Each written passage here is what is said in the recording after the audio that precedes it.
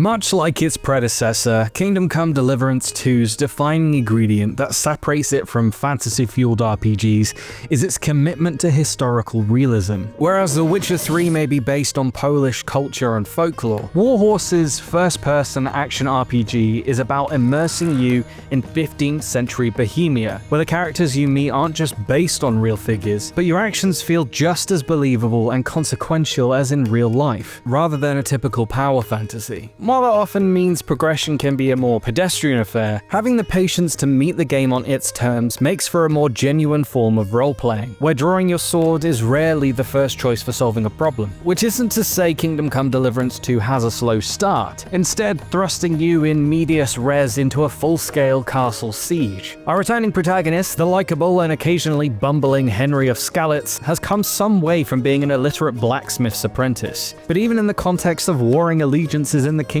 some of your immediate concerns when you set out questing into the world involve simply trying to find your missing dog, or helping the reclusive herbwoman who saved your life find the whereabouts of her daughter. It's a reminder that you aren't a powerful hero, but a small cog doing your best amid grand political machinations. Nonetheless, Kingdom Come Deliverance 2 is a sequel on a much larger canvas, painted in a variety of brushstrokes. The emphasis on realism may mean life is hard and brutal, especially if you don't have a groschen to your name, yet there is an equally bawdy tone, backed by colourful characters using very colourful language, or where even a seemingly mundane quest can stretch into relatively epic proportions. Even if some friction can lead to frustration while occasional glitches break the immersion, its realization of medieval life seems utterly absorbing. And I can't wait to sleep in a proper bed.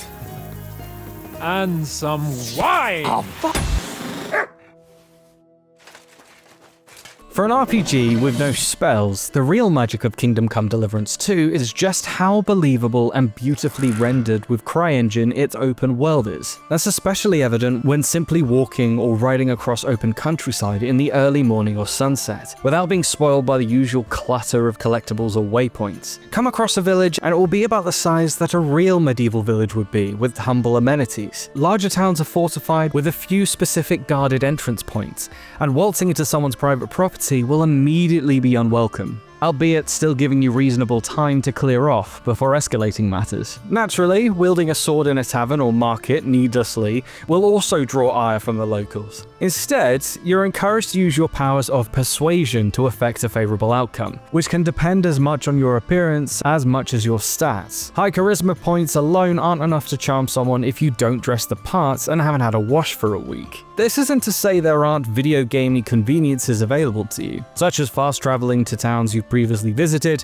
or being able to advance time so you don't have to potter around while waiting for a rendezvous. It's nonetheless intriguing how these systems have some consistency. While time advances while you fast travel, for instance, poor Henry's hunger and sleep stats will decrease, then he'll begin to grumble at you for leaving him unrested and unfed should the numbers get dangerously low. What there's no getting away from is that progression is purposely slow, even without including the times you may find yourself having to reload a save to try again, contributing to an already lengthy campaign well beyond 60 hours and split between two large regions of Bohemia. Some of that comes naturally as you play, and early on, when circumstances leave Henry penniless in beggar's clothing, you're primed for a slow and steady climb to go from surviving to thriving. The first main quest, for instance, has you attempting to gain access to a wedding, which means taking on a handful of menial and tertiary tasks before you can even get close to receiving the coveted invite. But ultimately, you need to put in the work, because much like in real life, the only way to get better at something is to keep doing it. That's quite literally the case when it comes to crafting weapons or brewing potions,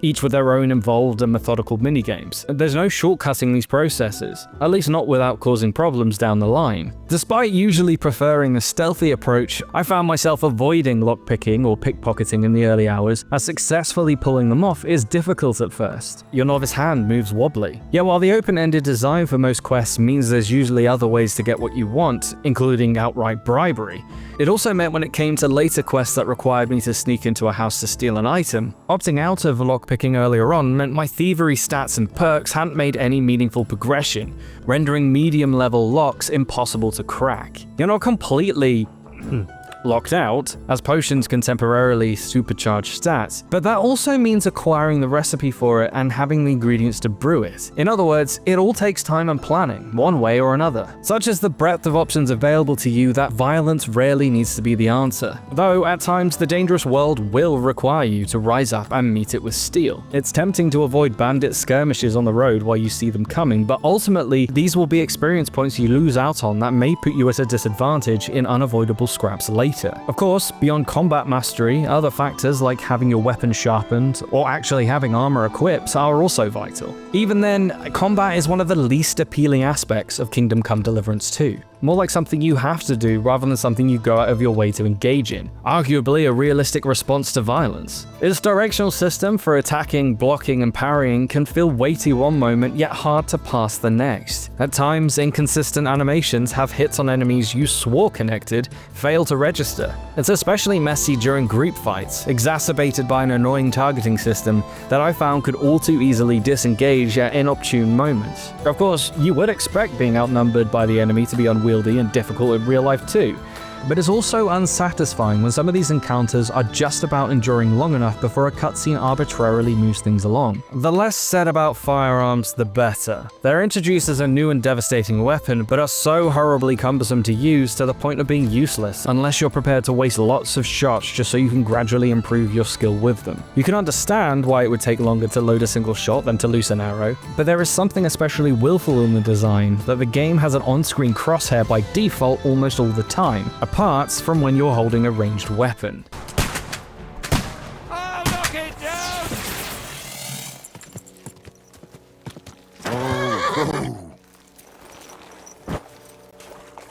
For those who really want to be transported to medieval Bohemia, however, there is much to enjoy by slowing down and taking everything in the minutiae. The city of Kuttenberg is especially impressive, with each of its districts distinct and faithfully realized, while you could go as far as follow any citizen's daily routine. Sometimes that's actually the best thing to do, since some of the quests have Henry play detective, asking the locals and trying to find leads in his investigation to puzzle out the location of clues, without a marker on the map, mind you. Quests are often lengthy and involved affairs, and will sometimes tangentially lead to other stories beginning to unwind, blossoming the narrative quite naturally. While it will of course help your stats, it's just as easy to break away from your main objectives and spend your time gambling with dice, smithing and selling weapons, or hunting animals in the wild. Although you'll also run into trouble as you'll technically be guilty of poaching the king's game. But you can also find side quests to undertake from the unlikeliest of sources. Ironically, the best way to find new adventure is by fast traveling, where there's always a chance you'll be interrupted by a random encounter, whether that's bandits trying to rob an innocent passerby, or a stranger who may or may not have good intentions. One of my most surreal moments was encountering a man walking around with an arrow still lodged in his head.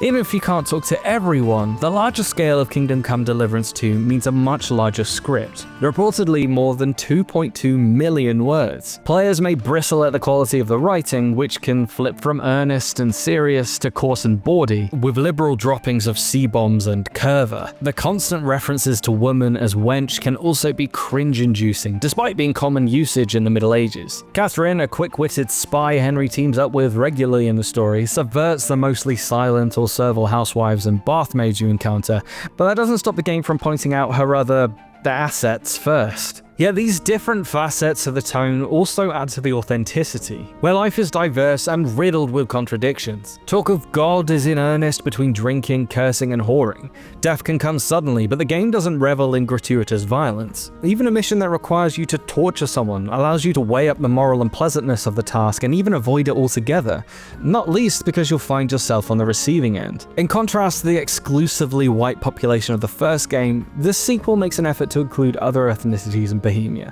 which impact both the narrative and the gameplay. Overall then, Kingdom Come Deliverance 2 is a vast accomplishment, an even more complete and immersive follow-up that paints a wide picture of medieval life. Provided you have the patience with its pacing and are willing to put in the hours to get deeper into its systems, rather than just trying to min-max your way out of a problem at optimal speed, it's a thoroughly absorbing RPG that's quite unlike anything else. We give Kingdom Come Deliverance 2 4 stars out of 5. So, will you be playing KCD2? And what aspect of Henry's new story are you most excited about? Let us know in the comments and stick with GamesRadar for the latest news, reviews, and more.